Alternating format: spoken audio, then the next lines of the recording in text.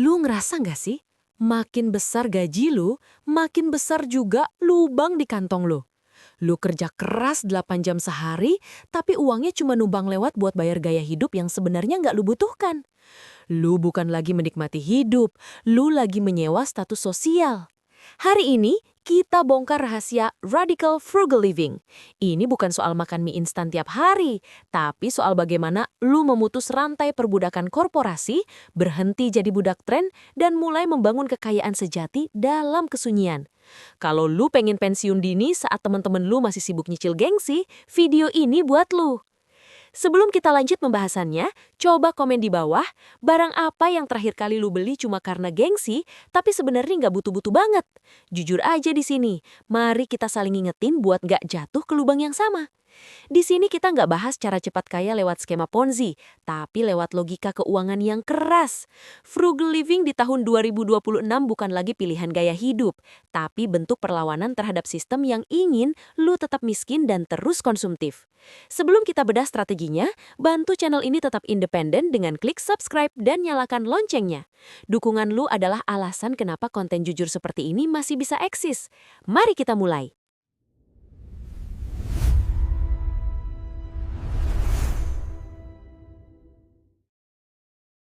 Pernah nggak lo merasa terjebak dalam siklus yang nggak ada ujungnya?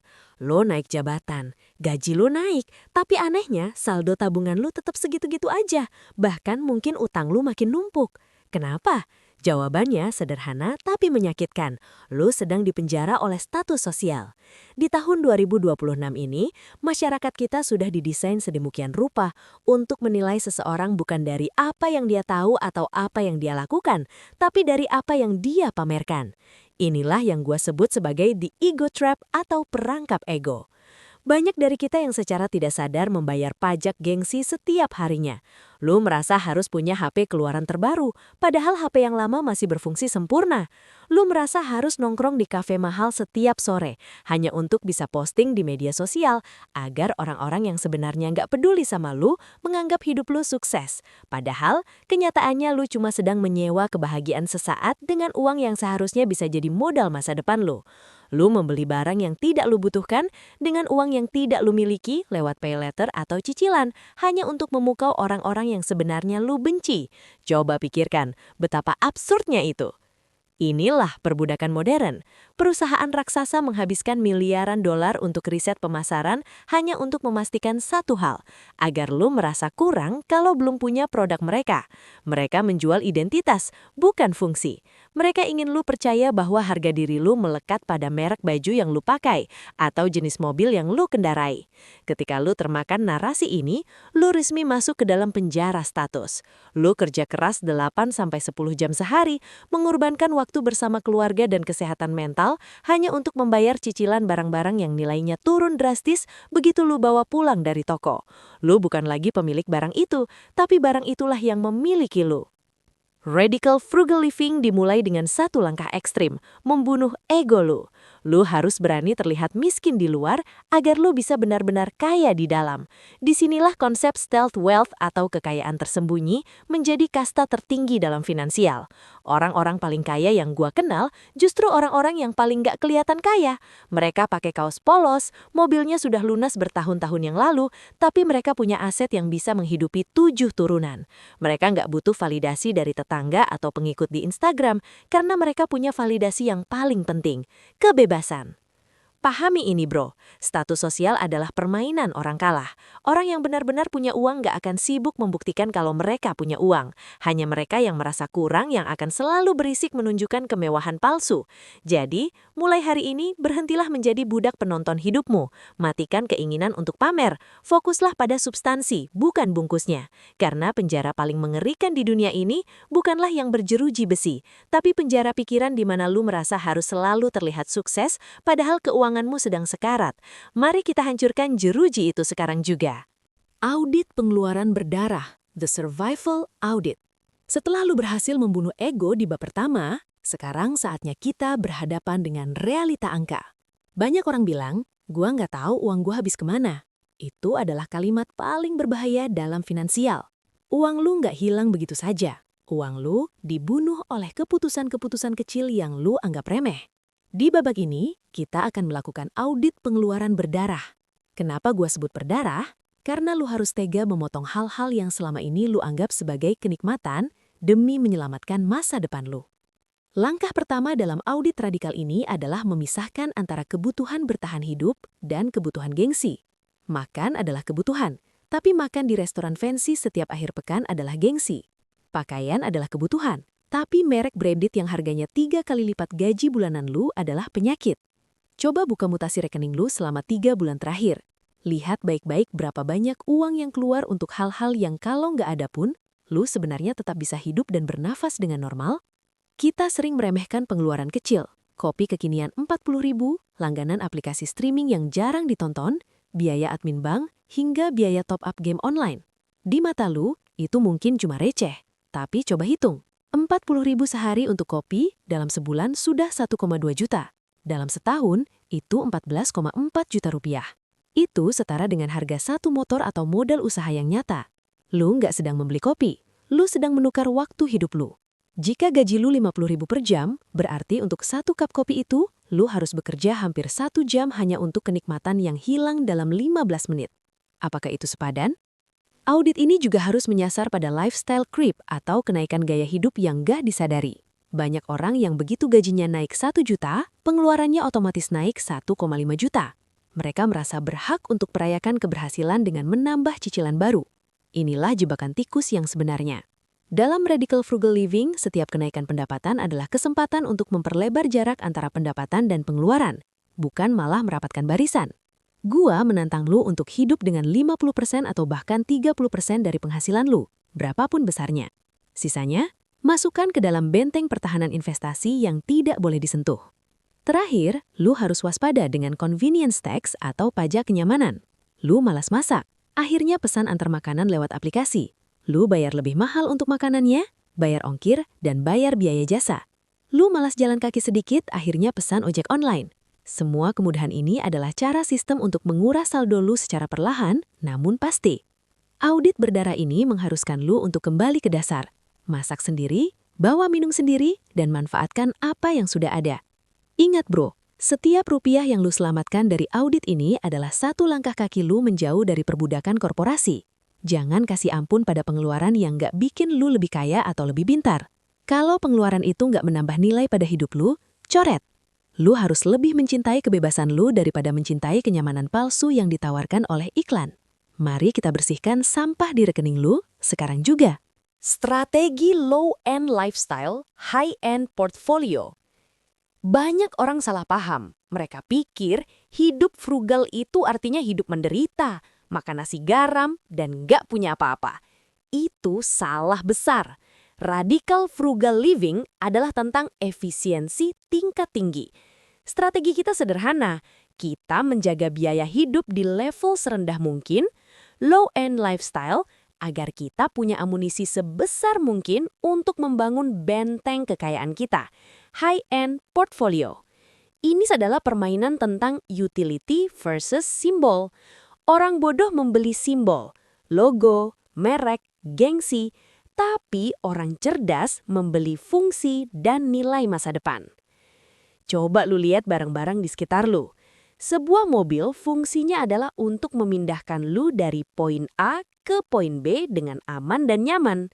Apakah mobil seharga 150 juta bisa melakukan itu? Bisa. Apakah mobil 1 miliar bisa melakukan itu? Bisa juga. Tapi bedanya, mobil 1 miliar itu memakan modal investasi lu sebesar 850 juta rupiah. Di tahun 2026, 850 juta yang lu masukkan ke aset produktif bisa menghasilkan passive income yang cukup untuk membayar cicilan rumah atau biaya pendidikan anak lu sampai kuliah. Lu memilih untuk terlihat kaya di jalan raya atau benar-benar kaya di atas kertas. Kunci dari strategi ini adalah cost per use, biaya per pemakaian. Gua nggak melarang lu beli barang mahal, tapi barang itu harus punya fungsi yang krusial dan daya tahan yang luar biasa. Dalam dunia radikal frugal, membeli sepatu berkualitas seharga 2 juta yang tahan 5 tahun jauh lebih hemat daripada beli sepatu 300.000 yang tiap 6 bulan rusak karena skimflation. Kita tidak membeli barang murah, kita membeli value. Tapi untuk urusan yang sifatnya konsumtif dan depresiatif, nilainya turun, kita tekan habis-habisan. Kita pakai HP sampai benar-benar mati. Kita pakai kendaraan sampai benar-benar nggak bisa jalan. Dan kita tinggal di rumah yang fungsional, bukan rumah yang cuma buat pamer ke saudara saat lebaran. Selisih dari gaya hidup lu yang biasa-biasa saja itu bukan buat ditumpuk di bawah bantal. Itu adalah tentara lu.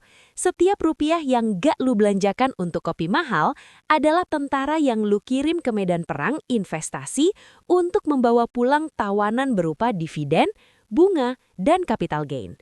Bayangkan kalau lu bisa hidup dengan standar gaji UMR, padahal penghasilan lu sudah 3 kali atau 5 kali lipat dari itu. Lu punya kelebihan likuiditas yang sangat besar. Di saat orang lain panik karena cicilan kartu kredit, lu justru tenang karena aset lu terus bekerja saat lu tidur. Strategi high-end portfolio ini adalah tiket lu menuju kebebasan sejati. Ketika portfolio lu sudah cukup besar untuk menutupi biaya hidup lu yang rendah tadi, selamat, lu sudah mencapai financial independence. Di titik itu, kerja bukan lagi tentang bertahan hidup, tapi tentang aktualisasi diri. Lu bisa hidup dengan standar low-end, tapi dengan ketenangan pikiran high-end. Lu nggak perlu lagi menjilat atasan atau takut di PHK, karena lu sudah punya sistem yang menghidupi lu. Ingat bro, dunia akan berusaha mengejek lu. Teman-teman lu mungkin bakal bilang lu pelit atau nggak asik karena lu nggak ganti HP tiap tahun. Tapi ingatlah saat krisis datang atau saat masa tua tiba, mereka yang mengejek lu itulah yang akan pertama kali meminjam uang ke lu. Biarkan mereka punya barang mewah sekarang, sementara lu membangun kerajaan dalam sunyi. Hidup sederhana adalah harga yang sangat murah untuk membayar kebebasan abadi. Memutus rantai konsumerisme digital. Di tahun 2026, musuh terbesar kekayaan lo bukan lagi godaan fisik di mall, tapi algoritma. Handphone yang lo pegang sekarang adalah mesin manipulasi paling canggih dalam sejarah manusia. Perusahaan teknologi menghabiskan triliunan untuk memastikan lo tetap scrolling. Dan saat lo sedang dalam kondisi psikologis yang lemah, mereka menyajikan iklan yang seolah-olah bisa membaca pikiran lo. Lo nggak butuh barang itu, tapi karena lo sering lihat, lo merasa kurang kalau nggak punya. Lo nggak belanja karena butuh, lo belanja karena kena manipulasi dopamin. Inilah rantai konsumerisme digital yang harus kita putus secara radikal. Langkah pertama yang harus lo ambil adalah decluttering digital. Hapus semua aplikasi belanja online dari HP lo sekarang juga. Ya, gue serius. Kalau lo harus beli sesuatu yang benar-benar butuh, lakukan lewat browser di laptop. Tambahkan hambatan dalam setiap transaksi. Perusahaan bikin fitur one-click checkout atau pembayaran lewat sidik jari supaya lo nggak sempat berpikir. Mereka ingin lo belanja secara impulsif tanpa melibatkan logika. Dengan menghapus aplikasi dan memutus akses instan ke kartu kredit atau pay later, lo memberikan waktu bagi otak lo untuk bertanya, gue beneran butuh barang ini atau gue cuma beneran lagi bosan? Pernah dengar istilah ad blindness? Kita harus melatih mata kita untuk nggak peduli. Kita dibombardir dengan narasi self-reward atau self-care yang sebenarnya cuma bahasa marketing agar lo merasa berhak menghabiskan uang yang belum tentu lo punya. Di dunia radikal frugal living, hadiah terbaik untuk diri sendiri bukan barang baru, tapi saldo aset yang bertambah. Matikan semua notifikasi promosi. Berhenti mengikuti influencer yang kerjaannya cuma pamer barang mewah atau unboxing barang baru setiap hari. Lu nggak bisa berharap hidup hemat kalau lingkungan digital lu penuh dengan racun pamer kekayaan. Terapkan the 30-day rule untuk semua keinginan digital. Saat lu lihat barang keren di iklan, masukkan ke wishlist atau catat di notes, lalu tunggu 30 hari. Kalau setelah sebulan lo masih ngerasa butuh banget barang itu, dan itu jarang terjadi, baru lo boleh beli. Biasanya setelah 30 hari, keinginan itu hilang, trennya sudah lewat, dan lo bakal bersyukur karena nggak jadi buang-buang uang. Lo baru saja memenangkan perang melawan hormon dopamin lo sendiri. Ingat bro, setiap kali lo klik beli sekarang hanya karena diskon, lo bukan sedang menghemat 50.000, lo sedang kehilangan 200.000. Diskon adalah jebakan untuk orang yang nggak punya rencana. Jangan biarkan algoritma mendikte apa yang harus ada di dalam rumah lu. Lu adalah tuan atas jempol lo sendiri.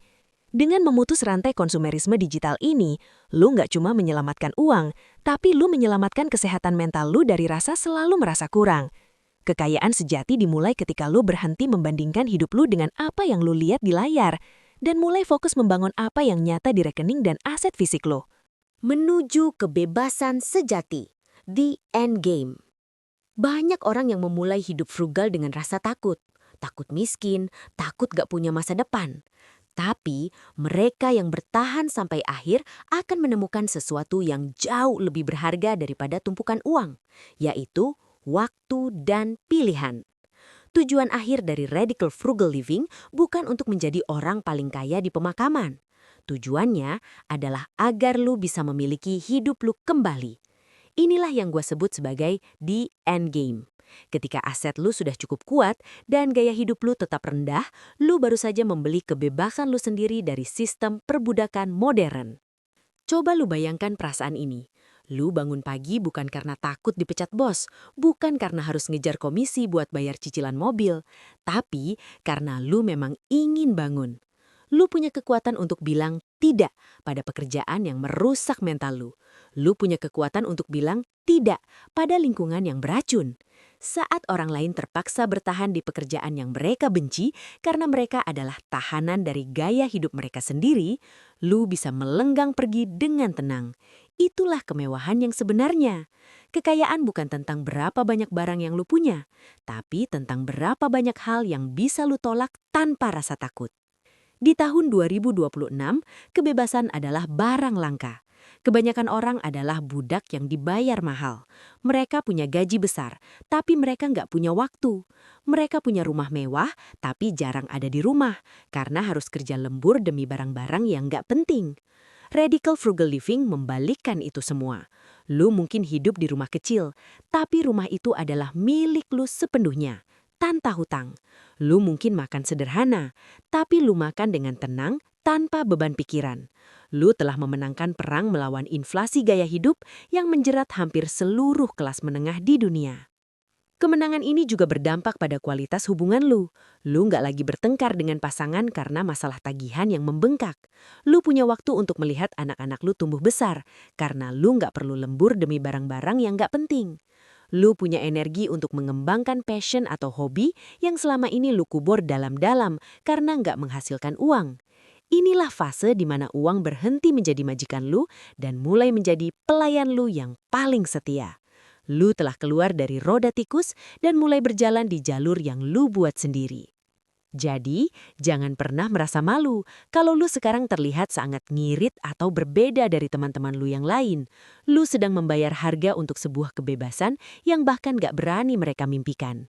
Mereka membeli kesenangan sesaat, sementara lu sedang membangun kemerdekaan abadi. Jalani prosesnya, nikmati setiap rupiah yang lu selamatkan, dan bayangkan hari di mana lu bisa menatap dunia dan berkata, gua nggak butuh apa-apa lagi dari sistem kalian, karena gua sudah memiliki diri gua sendiri. Itulah puncak dari perjuangan kita. Selamat datang di kehidupan yang sebenarnya, di mana lu adalah tuan atas nasibmu sendiri. Pesan moral hari ini sederhana. Kekayaan sejati bukan diukur dari apa yang lu beli, tapi dari apa yang lu miliki tanpa harus berhutang. Kebebasan finansial bukan tentang menjadi jutawan, tapi tentang memiliki cukup banyak sehingga lu nggak perlu lagi menjual integritas dan waktu lu untuk bertahan hidup. Terima kasih sudah mengikuti perjalanan radikal ini sampai bab terakhir.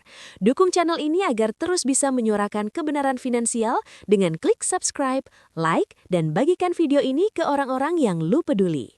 Tulis di kolom komentar, gua siap bebas, sebagai janji pada diri lu sendiri bahwa hari ini adalah hari terakhir lu jadi budak gengsi. Gua pamit, tetap cerdas, tetap hemat, dan rebut kembali kebebasan lu. Kita gas!